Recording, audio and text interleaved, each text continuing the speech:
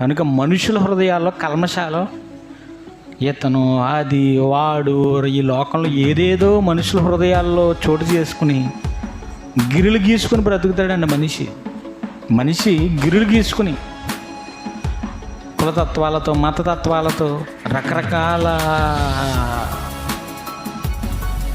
మనిషి వికృతమైన చేష్టలతో మనిషి బ్రతుకుతున్నప్పుడు పరలోకమందున్న కన్న తండ్రి ఎంత బాధపడతాడండి. ఎందుకంటే ఒకరి నుండి ప్రతి జాతి మనుషులను సృష్టించి నా కోసం బ్రతకరని కదా నేను వాళ్ళని పంపించింది భూమి మీద.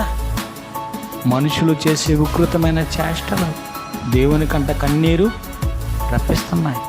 చిన్న బిడ్డల వల్ల తను తగ్గించుకొని నిశ్చయముగా, నా మాట నిశ్చయం, యేసుక్రీస్తు చెబుతున్న మాట నిశ్చయం. బిడ్డల వంటి స్వభావం వాళ్ళలో, ఎలాంటి పసి హృదయం వాళ్ళలో, ఏ తారతమ్యాలు లేకుండా పలానా వాళ్ళతో నేను మాట్లాడను, పలానా వాళ్ళు ఇలాగ, పలానా ఇటువంటి సంబంధించిన ఏమి వాళ్ళకి ఏం తెలియదు. అలాంటి హృదయం మనకు కలిగి ఉండాలి.